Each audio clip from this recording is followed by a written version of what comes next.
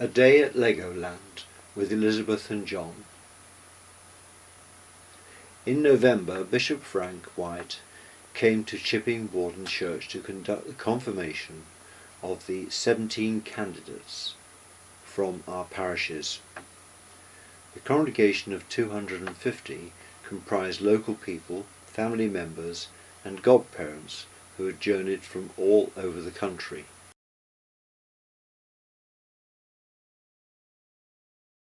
When I arrived in the benefice, I soon heard about the Edgecote urn, which had been placed in St James's Church in the 1950s by the owner of Edgecote House. An ancestor had apparently brought it to England from his grand tour. Earlier attempts by the church wardens to gain permission to sell the urn for church funds had failed, because one of the conservation bodies claimed that it was in fact a font. I argued against this view, especially as it only arrived in the church in the 1950s, and there was a perfectly adequate Victorian font there already. Eventually the faculty was granted and the sale at Bonham's arranged.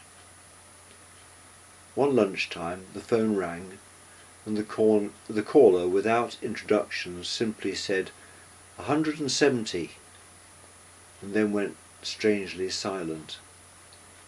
The voice turned out to belong to the church warden, James Hewison. The urn, which had been expected to fetch £20,000, had been purchased by a Frenchman who was of the opinion that the urn was in fact Roman in origin, for £170,000.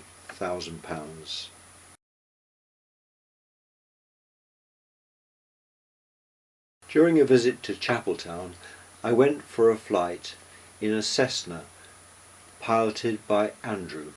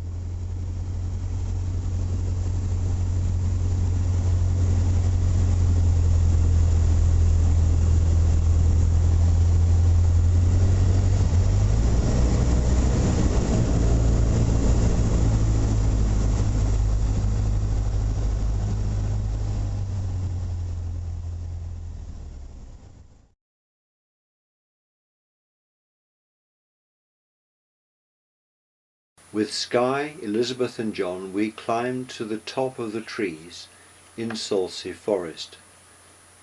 and visited Culworth Castle. Then we met up with Sue and Mike before a trip to North Wales with Catherine and Skye.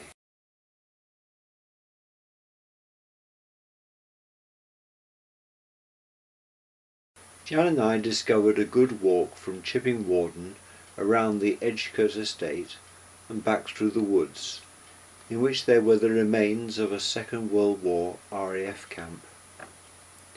In 1945, several families from the village moved from their substandard homes into the abandoned Nissen huts, which provided them with much better accommodation, until a new council estate was built in the village.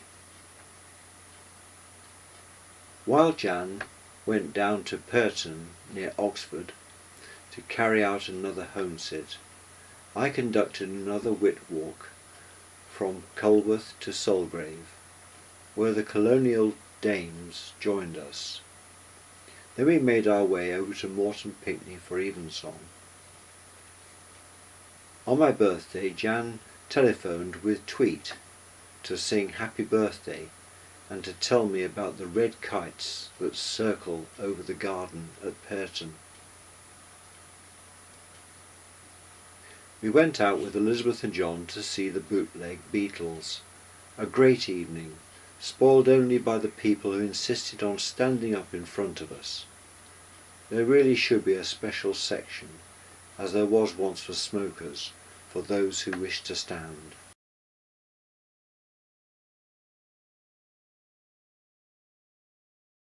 Chipping Warden Pageant. For 2 evenings the church was lit up with spotlights, and 75 kings and queens paraded up the aisle as a commentary was read. On the Saturday the monarchs paraded through the streets of Chipping Warden. After this Barbara began her plans for a pantomime, and agreed that, as children were to be involved, all adult participants should be CRB checked. Those like Len Tuckey, who refused to be checked, "I am only accountable to God. The CRB check is for homosexuals who are all going to hell," would not be involved.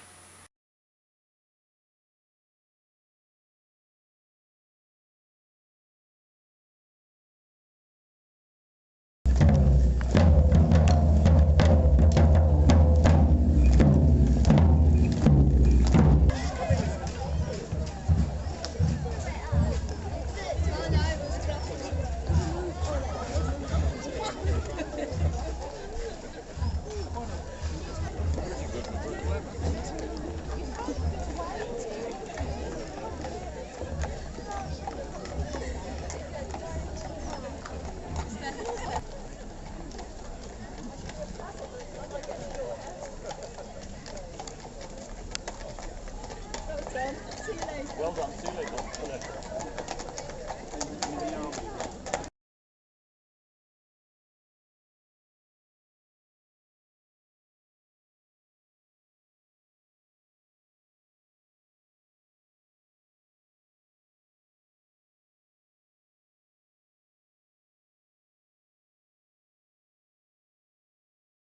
Paul successfully completed his degree, and then after a holiday in France was successful in applying for a job as a software developer with Pasco, who writes software for internet security. We visited Bristol to attend Paul's graduation ceremony in Bristol Anglican Cathedral. It was a splendid occasion, and afterwards Paul showed us the offices overlooking the harbour where he worked, and we shared a meal in a Turkish restaurant. In the evening we all visited the Roman Catholic Cathedral, where Skye was taking part as an innkeeper in the school nativity.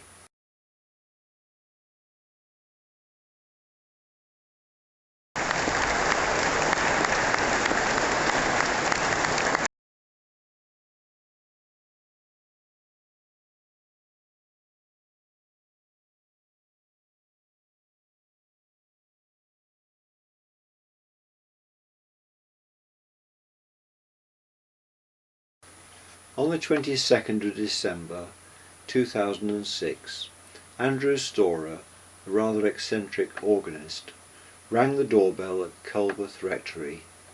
He told me that he had opened the Sulgrave Church organ blower box and discovered a loose piece of asbestos. It was decided to close the church immediately and move services, including a wedding, to other churches in the benefice. The Archdeacon expressed grave concern that an organist, rather than a qualified organ builder, should go into a blower box. A reporter from the Banbury Guardian rang to ask why the church was closed. Having contacted Environmental Health, we arranged for an asbestos testing firm to visit the church. They found that the asbestos dust was confined to the blower box. An asbestos removal firm took out the offending blower box, and then the church was retested. Asbestos dust was then found in the bellows. After a thorough cleaning of asbestos from the bellows and ducts, we were issued with a certificate of reoccupation, and we opened Sulgrave Church for the funeral of Joan Oakley on the 23rd of March. Environmental Health suggested that we should get Andrew Storer to sign a letter stating that he would no longer attempt any adjustments or repairs of the Sulgrave organ. However, when we were eventually able to arrange a meeting with him, he refused to sign. Because of the continuing threat of Andrew Storer returning to interfere with the organ, we agreed to keep the church locked and only to open it for services. However, 1 month later, I discovered that the church wardens, bowing to the pressure from local people, had reopened the church.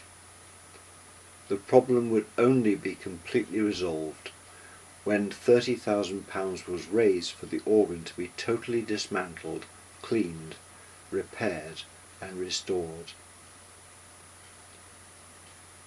A year later, the rural dean sent me this email. On Sunday, someone got into the organ here at King's Sutton and did some damage to the pipework. The intruder had scrambled through from the back of the organ to the front to do the damage. Nothing was stolen. Clearly this was someone with a key to the vestry and knowledge of the interior of the organ. My suspicion is that it was an organist known to us all. Munchen's syndrome comes to mind. The organ builder is onto the problem, and we are changing the locks on the vestry doors. Over the Easter holiday, Catherine and Skye visited Peter and May Ormond at Thorpe Lodge Farm. There they fed the newly born lambs.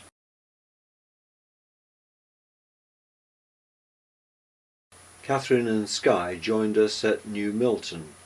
The weather was poor for most of the week. However, between the showers we walked to the Victorian Castle and Nature Reserve. Skye was interested in the little steam trains and the wind surfers that we came across. On the beach we built dams and castles, and on the chalet site played crazy golf, table tennis and swam in the pool. And we celebrated Catherine's 30th birthday. Over the past 2 months, Peter's condition deteriorated, and we decided with the vet that the kindest thing was for him to be put down. We took his body home and buried him next to the garden wall that he so loved to lie on.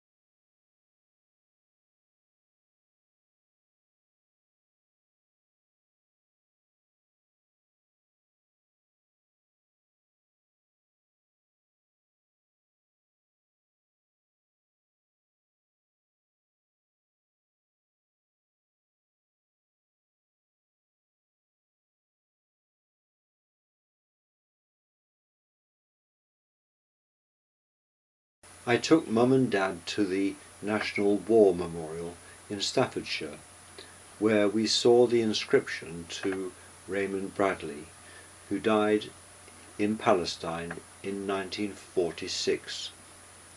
On the way home we stopped at the cottage in Kings Bromley, where we once lived.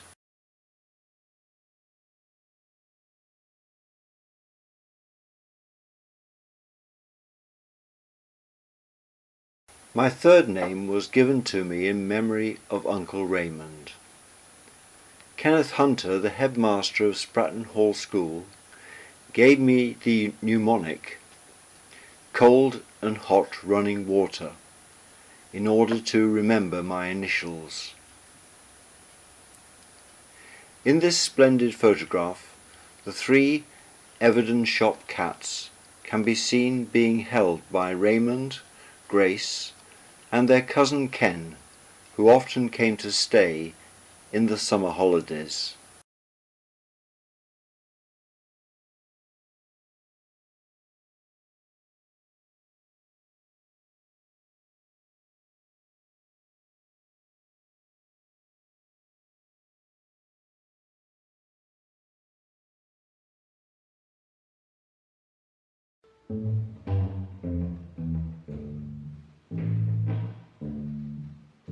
Comes a rainstorm, put your wearers on your feet. Comes a snowstorm,